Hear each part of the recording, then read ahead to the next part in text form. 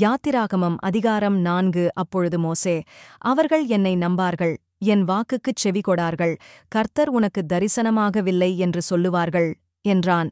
கர்த்தர் அவனை நோக்கி, உன் கையில் இருக்கிறது என்ன என்றார். ஒரு கோல் என்றான். அதைத் தரையிலே போடு என்றார். அவன் அதைத் தரையிலே போட்டபோது அது சர்ப்பமாயிற்று. மோசே அதற்கு விலகி ஓடினான். அப்பொழுது கர்த்தர் மோசேயை நோக்கி, உன் கையை நீட்டி அதின் வாலைப் பிடி என்றார். அவன் தன் கையை நீட்டி அதைப் பிடித்தபோது அது அவன் கையிலே கோலாயிற்று.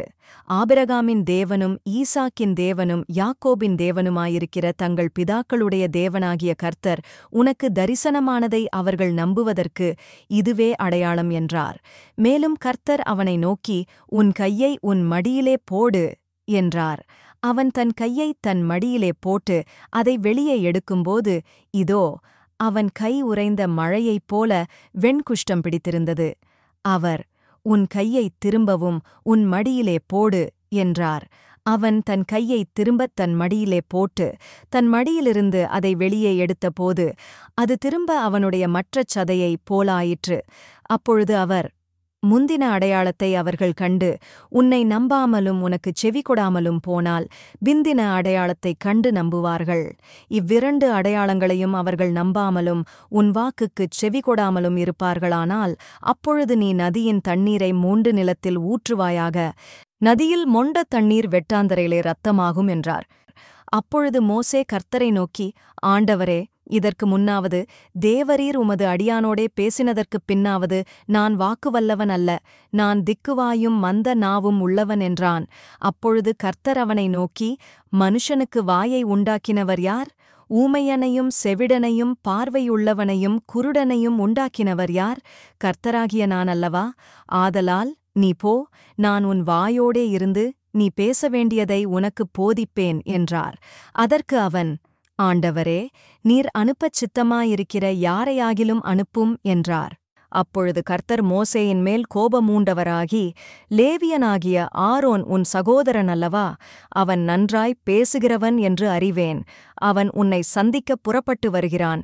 உன்னைக் காணும்போது அவன் இருதயம் மகிழும். நீ அவனோடே பேசி அவன் வாயில் வார்த்தைகளைப் போடு. நான் உன் வாயிலும் அவன் வாயிலும் இருந்து நீங்கள் செய்ய வேண்டியதை உங்களுக்கு உணர்த்துவேன். அவன் உனக்கு பதிலாக ஜனங்களோடே பேசுவான். இவ்விதமாய் அவன் உனக்கு வாயாக இருப்பான்.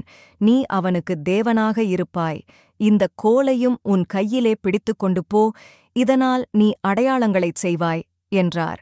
மோசே தன் மாமனாகிய எத்ரோவினிடத்துக்கு வந்து, நான் எகிப்திலிருக்கிற என் சகோதரரிடத்துக்குத் திரும்பிப் போய் அவர்கள் இன்னும் உயிரோடே இருக்கிறார்களா என்று பார்க்கும்படி புறப்பட்டுப் போக உத்தரவு தர வேண்டும் என்றான்.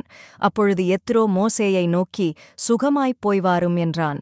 பின்னும் கர்த்தர் மீதியானிலே மோசேயை நோக்கி, நீ எகிப்துக்குத் திரும்பிப் போ, உன் பிராணனை வாங்கத் தேடின மனிதர் எல்லாரும் இறந்து போனார்கள் என்றார்.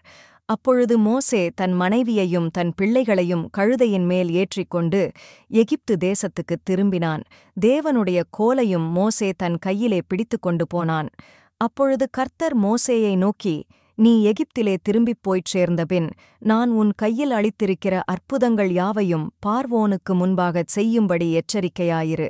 ஆகிலும் நான் அவன் இருதயத்தைக் கடினப்படுத்துவேன், அவன் ஜனத்தைப் போகவிடான். அப்பொழுது நீ பார்வோனோடே சொல்ல வேண்டியது என்னவென்றால், இஸ்ரவேல் என்னுடைய குமாரன், என் சேஷ்டபுத்திரன், எனக்கு ஆராதனை செய்யும்படி என் குமாரனை அனுப்பிவிடு என்று கட்டளையிடுகிறேன். அவனை விடமாட்டேன் என்பாயாகில் நான் உன்னுடைய குமாரனை, உன் சேஷ்டபுத்திரனைச் சங்கரிப்பேன் என்று கர்த்தர் சொன்னார் என்று சொல் என்றார்.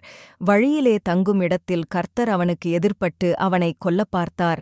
அப்பொழுது சிப்போராள் கருக்கான ஒரு கல்லை எடுத்து தன் புத்திரனுடைய நுனித்தோலை அறுத்து அதை அவன் கால்களுக்கு முன்பாக எறிந்து, நீர் எனக்கு இரத்த சம்பந்தமான புருஷன் என்றாள். பின்பு அவர் அவனை விட்டு விலகினார். அப்பொழுது அவள், விருத்த சேதனத்து நிமித்தம் நீர் எனக்கு இரத்த சம்பந்தமான புருஷன் என்றாள். கர்த்தர் ஆரோனை நோக்கி, நீ வனாந்தரத்தில் மோசேக்கு எதிர்கொண்டு போ என்றார். அவன் போய் தேவ பர்வதத்தில் அவனைச் சந்தித்து அவனை முத்தஞ்செய்தான். அப்பொழுது மோசே தன்னை அனுப்பின கர்த்தருடைய சகல வார்த்தைகளையும் அவர் தனக்குக் கட்டளையிட்ட சகல அடையாளங்களையும் ஆரோனுக்குத் தெரிவித்தான். மோசேயும் ஆரோனும் போய் இஸ்ரவேல் புத்திரரின் மூப்பர் எல்லாரையும் கூடிவரச் செய்தார்கள். கர்த்தர் மோசேக்குச் சொல்லிய சகல வார்த்தைகளையும் ஆரோன் சொல்லி, ஜனங்களின் கண்களுக்கு முன்பாக அந்த அடையாளங்களையும் செய்தான். ஜனங்கள் விசுவாசித்தார்கள். கர்த்தர் இஸ்ரவேல் புத்திரரைச் சந்தித்தார் என்றும், அவர்கள் படும் உபத்திரவங்களை கண்ணோக்கி பார்த்தார் என்றும் அவர்கள் கேட்டபோது தலைகுனிந்து தொழுது கொண்டார்கள்.